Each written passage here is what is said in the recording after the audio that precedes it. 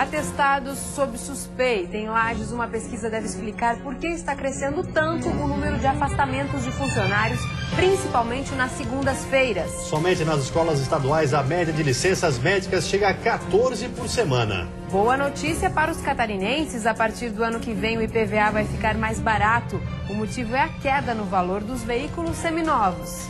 Lembrança lamentável, um ano após a briga generalizada na Arena Joinville, como a justiça está tratando os envolvidos. A preocupação agora é com o ano que vem, já que o Joinville volta a receber jogos pela Série A do Campeonato Brasileiro. E ainda os detalhes da última rodada do Brasileirão 2014. Em jogo de muita confusão, o Figueirense acabou perdendo para o Internacional e deixou escapar a vaga para a Sul-Americana. E o Criciúma, que já estava rebaixado, se despediu da competição sem vencer nenhuma partida fora de casa. O Band Cidade desta segunda-feira já está lá.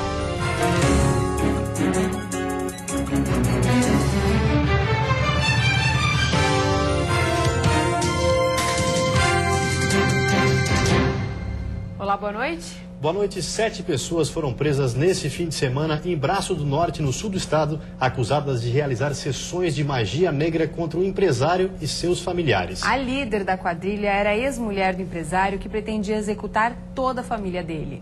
Segundo a Polícia Civil, os rituais de magia negra começaram logo depois que a mulher de 55 anos e o empresário se separaram.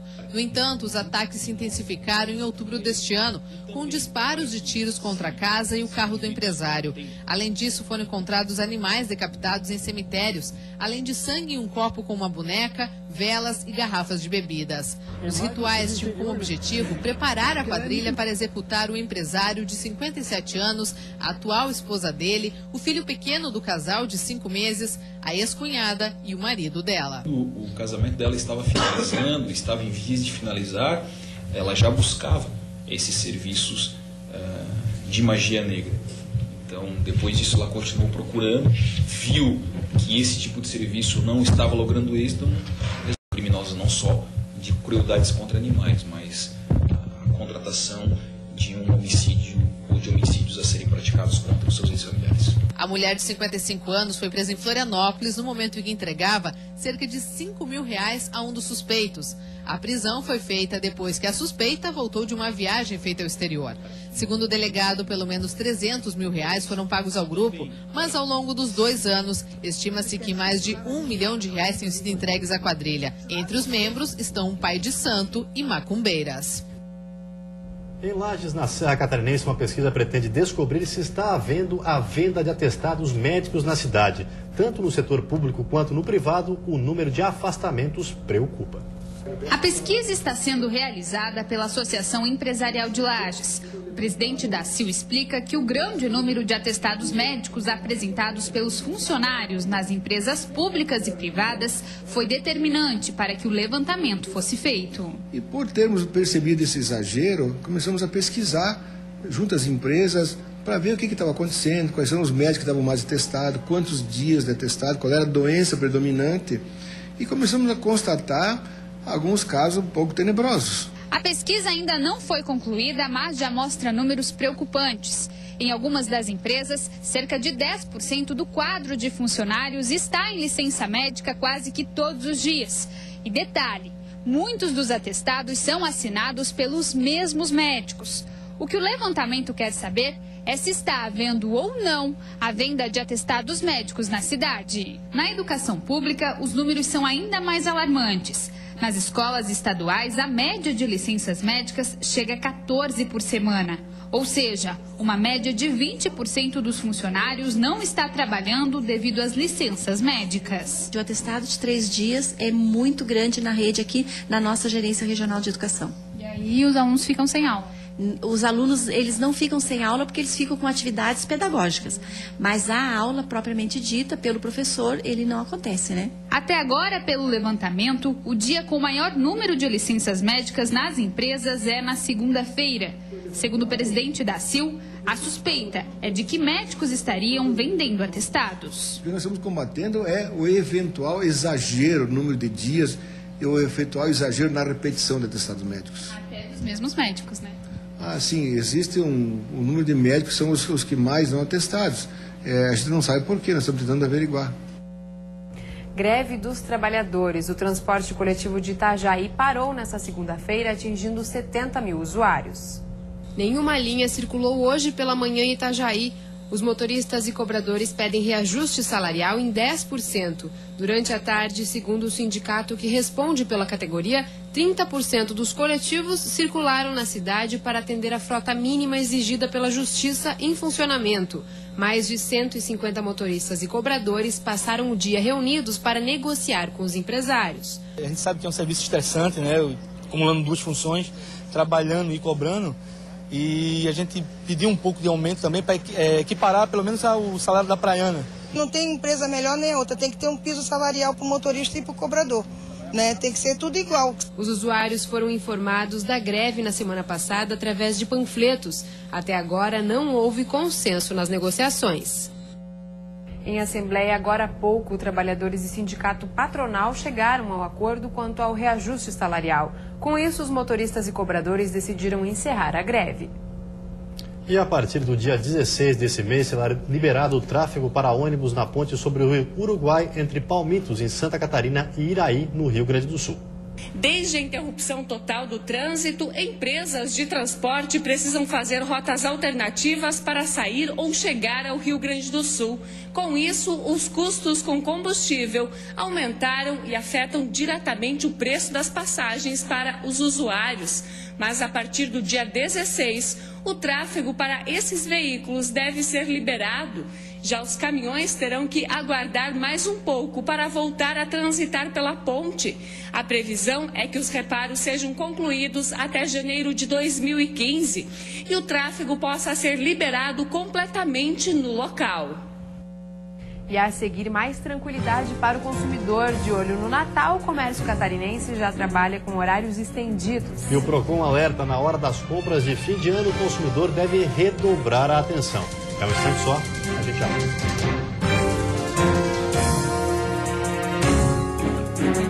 Com a proximidade do Natal, o comércio em todo o estado começa a atender em horários especiais. Tudo para atrair o cliente e aquecer as vendas. Que o Natal é a melhor época para o comércio, ninguém discute. Mas com uma mãozinha da CDL, este período fica ainda melhor.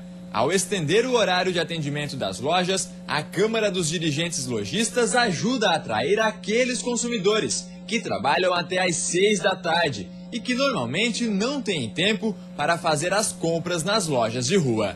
Bom, porque o pessoal que sai do trabalho depois das 5, 6 horas aí tem a oportunidade de estar vindo aí comprar alguma coisa. Mais fresquinho, né? A gente pode vir, ficar olhando com calma até a noite, que é bem fresquinho, muito bom.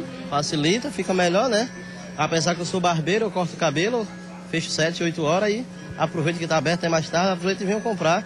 Em Florianópolis, as lojas estão abertas até às 8 horas da noite e na semana que vem passam a atender até às 10. A pessoa vai ter a comodidade de estacionar com mais facilidade, não vai ser uma disputa como é durante o dia. Tem um clima que fica mais ameno, a noite é mais gostoso. É a possibilidade de conviver com a família, sair às compras, passear. Então é bastante prazeroso e as pessoas se deixam envolver por esse clima de confraternização que traz todo o Natal. Em outras cidades do estado, o comércio também vai ficar aberto até mais tarde. Chapecó e Jaraguá do Sul, por exemplo, vão seguir o horário da Grande Florianópolis e atender até às 8 da noite. Em Lages e em Criciúma, as lojas vão ficar abertas até às 9 horas. Já em Tubarão, o comércio vai atender os clientes até às 10 horas da noite.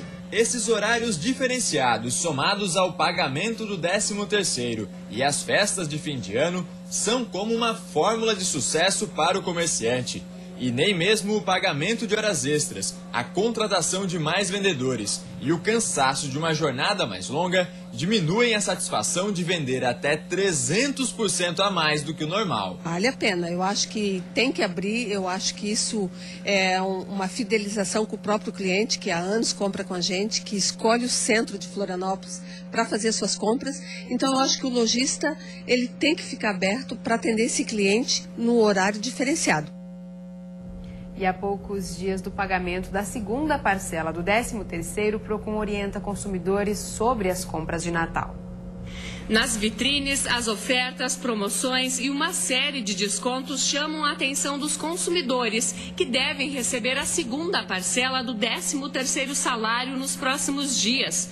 Mas as pessoas devem ficar atentas porque é nesta época do ano que é comum surgirem alguns problemas durante as compras de presentes. Por isso, é importante sempre guardar a nota fiscal da compra e ficar atento à política de trocas das empresas. O consumidor deve ficar muito atento à política da loja, ver se o produto pode ser trocado, sem falar na nota fiscal, né? No cupom fiscal, que sempre o consumidor chegando à loja, efetuando suas compras, deve guardar, por mais que vai presentear alguém, guardar essa nota. Se caso haja um vício no produto e tenha que ser trocado, ele também tem que ficar atento com a loja, qual que é a política da loja, se esse produto pode ser trocado, em quantos dias for. Se eles não comprovarem com nenhum documento, que o consumidor pegue o nome dessa vendedora e coloque no cupom fiscal para ter a garantia depois para poder trocar o seu ente que deu o presente, para não evitar os problemas maiores. Já há poucos dias do Natal,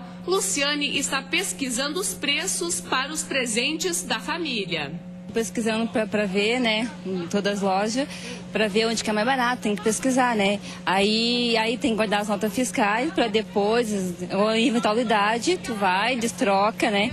Tem que guardar as notas fiscais. Mas estou pesquisando, estou indo, caminhar, tem que caminhar bastante para pesquisar. Segundo o Inmetro, é fundamental observar se os enfeites de Natal e outros produtos podem ser utilizados dentro e fora de casa, evitando assim acidentes, principalmente com as crianças. Já as pessoas que forem comprar produtos pela internet, o PROCON orienta os consumidores que é necessário ter cuidados redobrados, principalmente com a entrega. Principalmente nessa época do ano, você não tem como consumidor confiar nisso, que são milhões de presentes que estão sendo encaminhados por empresas, enfim, para todo mundo querendo os seus presentes.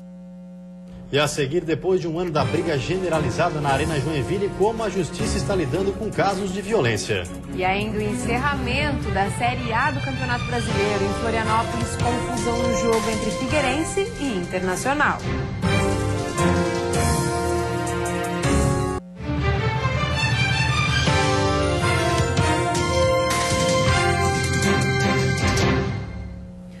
Futebol, uma despedida frustrante dos times catarinenses no Campeonato Brasileiro. As derrotas foram marcadas por erros de arbitragem e confusão dentro do campo.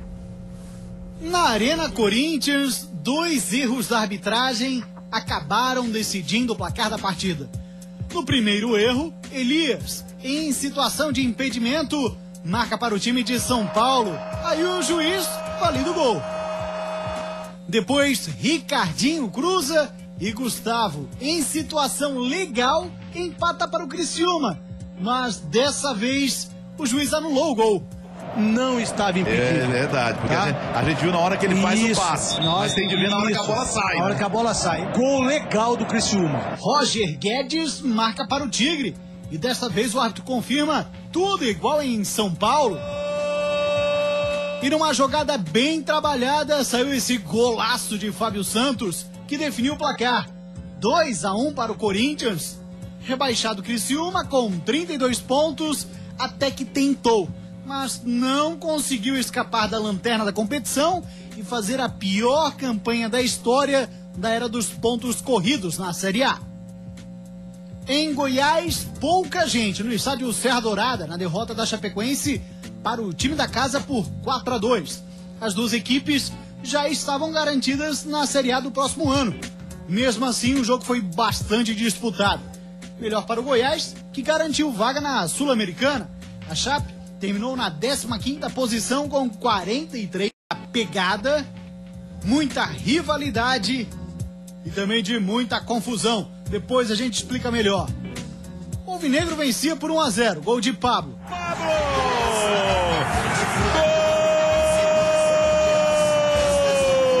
Gol do Figueirense! Depois França fez uma falta e foi expulso.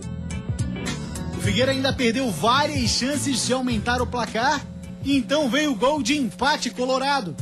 Gol do Inter, Rafael Moura!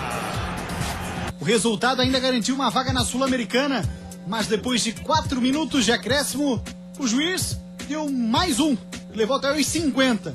E foi aí que, numa bobeira da defesa, o Internacional fez o gol da vitória. Olha a chance do gol aí! Gol! Wellington Silva! Depois do apito, grande confusão. França entrou em campo e tentou agredir o juiz da partida, o baiano Marielson Alves Silva. Thiago Heleno também peitou o árbitro, que precisou ser protegido pela polícia. O Furacão terminou o campeonato na 13ª colocação com 47 pontos. É coisa de safado. Mal intencionado, França? Lógico que vem, já faz tempo. Desde quando começou o jogo. Há exatamente um ano, Santa Catarina era destaque negativo em todo o país e também em noticiários internacionais. Motivo, a briga entre torcidas organizadas na Arena Joinville. Os envolvidos ainda respondem aos processos enquanto a cidade se prepara para voltar a receber os jogos da Série A. 8 de dezembro de 2013. A data marca um dos episódios mais violentos já registrados no futebol brasileiro. O jogo entre Atlético Paranaense e Vasco pela última rodada do Brasileirão aconteceu em Joinville, justamente porque o Furacão havia perdido o mando de campo por conta de problemas de conduta da torcida. Na arquibancada da Arena, integrantes da Fanáticos do Atlético Paranaense e da Força Jovem do Vasco aproveitaram a falta de policiamento no estádio e protagonizaram uma batalha campal. Terrível que nós estamos presenciando na Arena Joinville. Olha o que está acontecendo. As imagens da transmissão do jogo serviram de base para a investigação da Polícia Civil, que deflagrou com o Ministério Público a Operação Cartão Vermelho. 29 torcedores das duas organizadas foram identificados, presos e indiciados por formação de quadrilha, dano ao patrimônio público e por incitar a violência em evento esportivo. Outros 3 vascaínos foram presos em flagrante no dia da briga. Dos 31 presos, 7 respondem a inquérito policial por tentativa de homicídio. Até nós, na época, nós até falamos que nós queríamos fazer com que esse episódio acontecido lamentavelmente em Santa Catarina fosse pedagógico e que repercutisse em todos os ambientes e praças esportivas a nível nacional. E de uma certa forma nós inclusive conseguimos sensibilizar, mesmo através da mídia, que fez toda uma cobertura do episódio. Um ano depois, todos os envolvidos presos pela Polícia Civil respondem em liberdade, mas ficaram impedidos de frequentar estádios de futebol por 6 meses. É um novo parâmetro de atuação por parte das instituições, especialmente do Poder Judiciário, que aplicou medidas duras às pessoas que se envolveram naquele conflito. Até hoje elas sofrem uma série de sanções em função disso, de restrições. O torcedor do Vasco, Leone Mendes da Silva, vai à júri popular por tentativa de homicídio. Foi ele quem apareceu nas imagens, agredindo um torcedor adversário com um pedaço de pau. O confronto entre Atlético Paranaense e Vasco foi o último jogo de Série A ocorrido aqui na Arena. Com o acesso do Joinville, o estádio deve receber no ano que vem 19 jogos da primeira divisão do Campeonato Brasileiro. Grandes clubes vão retornar à cidade e, com eles, algumas torcidas com histórico de violência vão voltar a ocupar aquele setor do estádio. Cadeiras em todas as arquibancadas, mais câmeras de vigilância, além de vistorias constantes, são algumas das medidas adotadas pela Fundação de Esportes do município, que é o órgão responsável por gerenciar o estádio. Antigamente a polícia fazia uma vistoria e em cima dessa vistoria a gente se baseava para o campeonato. Hoje tem uma parceria bem bacana, eles fazem uma vistoria cada jogo, para que a gente consiga deixar o estádio sempre muito seguro. Os órgãos de segurança que participaram da Operação Cartão Vermelho trabalham para que episódios semelhantes a esse não voltem a acontecer e prometem o mesmo rigor caso a violência volte às arquibancadas da Arena Joinville. Então, muito mais do que antes, agora nós vamos ficar atentos a esses acontecimentos e, com certeza, se caso aconteça algo de diferente ou algo que não seja recomendável, nós iremos tomar a providência cabível, junto com o Ministério Público, junto com a Polícia Militar, junto com o próprio Poder Judiciário. Essa mesma fiscalização acontecerá aqui em Joinville, com o clube participando dos jogos da Série A, de modo que as pessoas podem ter tranquilidade, que todas as instituições constituídas estarão atentas para o cumprimento das leis e especialmente do Estatuto do Torcedor. Nunca passei por isso. Prieto, diga desse. E a seguir, tributos e IPVA em Santa Catarina vai ficar mais barato em 2015. E ainda de olho na temporada de verão, um guia de mobilidade deve ajudar os turistas em Santa Catarina. Nós voltamos já.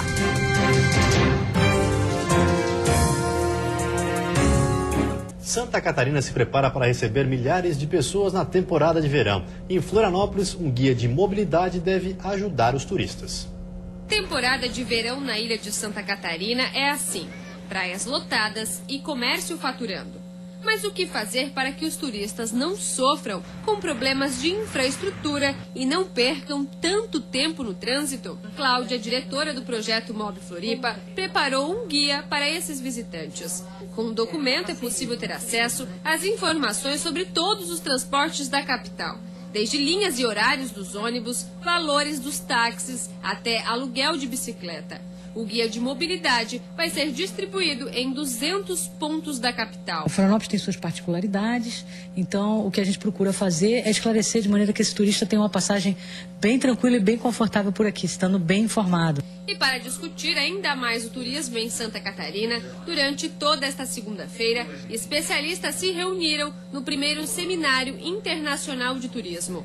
O evento destacou as principais oportunidades e tendências do segmento. Nossa diversidade, tanto cultural, como da serra ao litoral, como do oeste ao sul, ao norte do estado, proporciona uma coisa fantástica a qualquer destino turístico. O que a gente tem que aproveitar isso, que a gente tem que ter equipamentos para isso, o que a gente tem é que não esperar mais o tempo passar.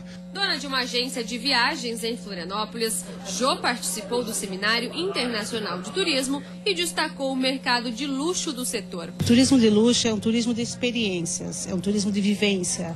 É aquele que você vai viajar, você procura uma agência de viagem, teu agente de viagem e fala o que você gostaria. A terça-feira vai ser de pancadas de chuva no oeste, Planalto Sul e Vale do Itajaí, alternando com períodos de melhoria. Nas demais regiões, predomínio de sol e temperatura alta. A mínima fica em 13 graus na Serra e a máxima em 40 no sul do estado. No Planalto Norte, mínima de 16 e máxima de 30 graus. No oeste, litoral norte, Grande Florianópolis, a máxima chega aos 33. E no Vale do Itajaí, mínima de 20 e máxima de 32 graus. Uma boa notícia para os motoristas de Santa Catarina. O IPVA vai ficar mais barato a partir do ano que vem em todo o estado. Só neste ano foram 227 mil novos veículos nas ruas. A Secretaria Estadual da Fazenda calcula que a redução média será de 3,4%. Em Santa Catarina, o IPVA equivale a 1% sobre o valor total do veículo para motos e 2% para carros. As vendas impulsionadas pelo incentivo do IPI no ano passado continuaram influenciando o mercado, que já tinha registrado queda no imposto em 2013 de 3,8%. A frota de veículos ela tem a desvalorização normal de mercado e isso acentuou em 3,40% nesse ano. Mesmo com o desconto, a previsão de arrecadação é positiva. Dos mais de 4.300.000 veículos nas ruas de todo o estado, quase 3 milhões devem pagar o imposto. Tem isenção apenas os táxis, veículos de portadores de necessidades especiais, fabricados até 1985 e motos de baixa cilindrada. Até novembro, o estado arrecadou 1 bilhão e 200 milhões de reais com o IPVA, quase 11% a mais do que no ano passado. Para 2015, a expectativa também é aumentar em pelo menos 200 milhões de reais os caixas dos cofres públicos. O IPVA é dividido em duas partes iguais entre o estado e os municípios onde os veículos estão registrados. O imposto pode ser investido em qualquer área. Nós tivemos 227 mil veículos novos em Santa Catarina nesse ano de 2014. E isso incide também no aumento da frota e do recolhimento de IPVA. No estado, os pagamentos são diluídos durante todo o ano conforme a placa do veículo. Além do IPVA, que pode ser pago em cota única ou em 3 parcelas, o motorista também deve reservar uma quantia para quitar o licenciamento e o seguro obrigatório. E vem aí o Jornal da Band. Uma ótima noite para você e até amanhã. Boa noite, até amanhã.